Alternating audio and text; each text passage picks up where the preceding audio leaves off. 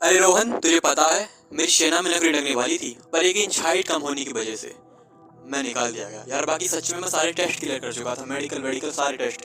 बस 1 inch height, विधाता ने 1 इंच हाइट मुझसे छीन ली और मैं नौकरी से चूक गया। अरे यार रोहन, तो नौकरी की बात करता है, मैं तो आज एक बड़ा बिजनेसमैन होता, पर मेरे बाबूजी ने इतना कहने पर भी टाइम पर पैसे नहीं दिए। अरे यार रोहन और सोहन, तुम क्या अपना रोना धोना लेकर बैठ गए? तुम्हें पता है मैं तो आज गोरखपुर से एमपी होता, पर भगवान ने जनता को लालची बनाया है और मेरे पास पैसे नहीं थे बांटने के लिए, और इस तरह जनता ने एक होनहार नेता खो दिया। ये छोटी सी कहानी उन लोगों के लिए है जो हर गली मोहल्ले में पाए जाते हैं। मैं इसे सहमत हूँ, ये सच में कुछ बड़ा कर सकते थे पर कर नहीं पाए, क्योंकि ये अपने देखना तो जानते हैं पर उन्हें पूरा करना नहीं। सच में इन लोगों में वो क्षमता है, ये वो सब कर सकते हैं जो ये बोल रहे हैं, बस इनके भाग्य ने साथ नहीं दिया।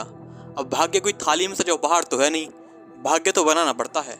हम मानव हैं, गधे नहीं, जो अपने जीवन यापन जैसी छोटी मोटी वस्तुओं के लिए भी अपनी सीमा से अधिक मेहनत करें।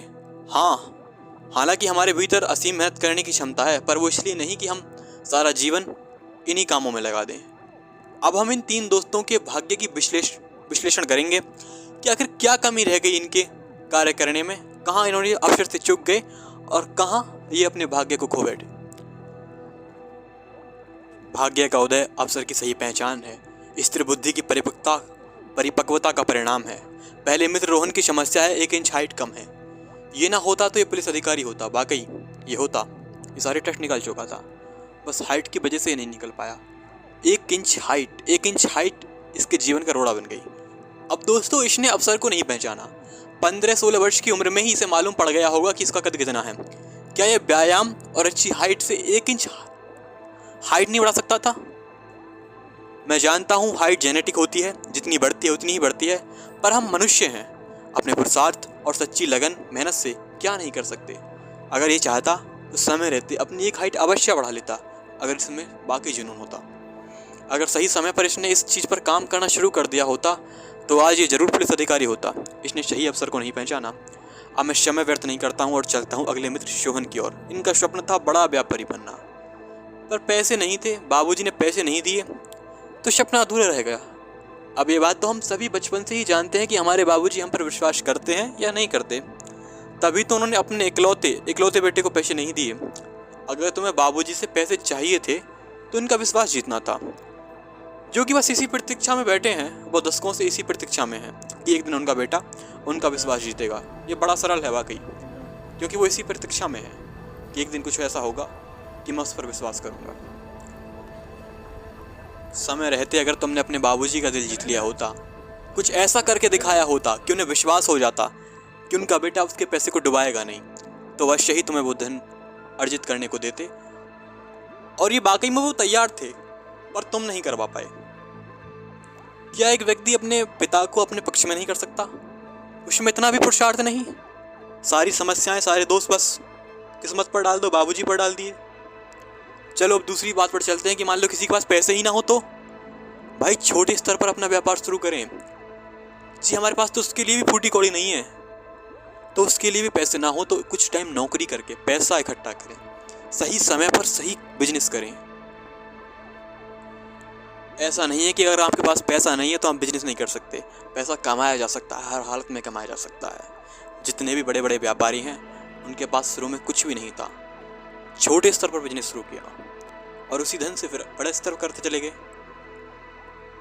तीसरे मित्र की समस्या है जनता का लालची होना। जनता लालची नहीं होती तो चुनावी व्यवस्था में पैसे की आवश्यकता होती है। उसने सही समय पर अगर अपने क्षेत्र का अध्ययन किया होता तो उसका दृष्टिकोण बदल चुका होता।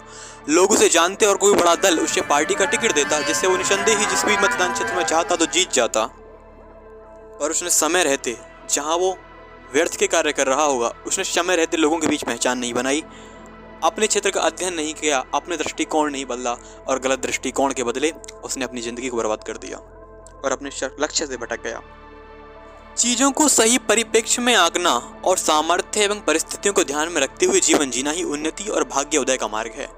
अवसर हमारे चारों ओर बिखरे हुए हैं, बस हमें इन्हें उठाकर इस्तेमाल करना है। इस वीडियो को देखने के बाद तुम क्या करते हो?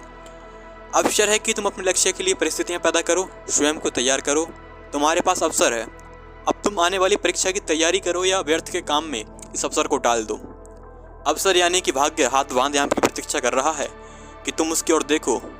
वाकई यह आपकी प्रतीक्षा में है। तुम इसकी ओर देखो और उसका उदय हो, बस देखना भर है। विश्व के सभी शक्तिशाली लोग अवसर को कभी नहीं छोड़ते।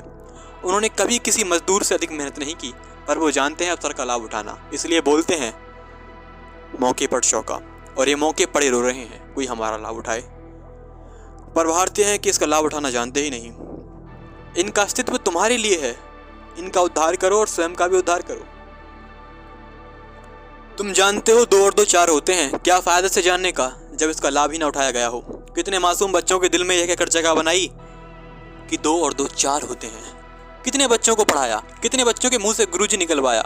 अनगिनत अवसर हैं उन्नति के, हर समय हर पल इनको उठाओ, परखो, तब उपयोग करो। हर छोटी से छोटी बात एक बड़ा अवसर हो सकती है जिंदगी जीने के लिए। हर छोटे से ज्ञान से हम कुछ ना कुछ कमा सकते हैं, कुछ ना कुछ अर्जित कर सकते हैं। जब कोई चीज़ हमने सीखी है तो सही स्थान पर जाकर उसका विश्लेषण करें, उसके विषय में बताएं और जानकारी बढ़ाएं। अवसर है कि आप अपनी पहचान बढ़ाएं, लोगों को समझाएं कि हाँ ये मैं जानता हूँ। ये एक साथ नहीं होगा, सब कुछ अच्छा नहीं होगा, कुछ गलती होंगी, और बगैर गलती करे सीख नहीं सकते। यही अवसर है, यही समय है कि तुम गलती कर सकते हो। एक बार समय निकल गया तो गलती करने का अधिकारी नहीं रहोगे। ध्यान रहे, ये जिंदगी सिर्फ जीवनी स्तर पर बिताने को नहीं है। अभी बहुत से लक्ष्य हैं मनुष्य होने पर जिन्हें पूरा करना है, इसलिए शीघ्रता करें। समय का मानक है ये द्वारा कभी नहीं मिलता। जब आप अवसर की उपयोगिता अनुभव करेंगे और इसका प्रयोग करेंगे, तब आप कुछ ही समय में एक परिपक्वता सिद्धि का अनुभव करेंगे। इसका अनुचित लाभ न उठाएं, वरना एक घातक सिद्ध हो सकता है। इसका प्रतिघात हम संभाल नहीं पाएंगे, हमें बस अपना काम करना है। यदि किसी भी कार्य को हम चेतना के स्तर से उठकर करते हैं तो बहुत शीघ्र हम उसमें सिद्धि का अनुभव करने लगते हैं, और अवसर का लाभ उठाना भी ऐसा ही है। ऐसा करते वक्त आप चालाक व्यक्ति बन जाएंगे, एक चतुर व्यक्ति। एक चतुर व्यक्ति अधिकांशतः अपने ही विषय में सोचता है, क्योंकि वो जानता है कि उसे कहाँ किस अवसर का लाभ उठाना है। उसे अवसर दिखते हैं, बस उस नजरिए को देख रहा है कि कहाँ कोई अवसर है और मैं उसका लाभ उठा लूँ। और वास्तव में अवसर है, क्योंकि कोई देख रहा है तो उसके लिए अवसर है। आप बैठे हैं, आप देख नहीं रहे, इसलिए आपके लिए अवसर नहीं है। कोई देख रहा है तो अवसर है, वो इसका लाभ उठा सकता है, इसका लाभ उठाएगा। पर आप सावधान रहें। और यदि आप भी इस क्षेत्र में परिपक्व होते जा रहे हैं और अवसर का लाभ उठाना सीख रहे हैं, तो मेरी आपसे विनती है कि इसका अनुचित लाभ ना उठाएं। यह वास्तव में एक सिद्धि देने वाला है।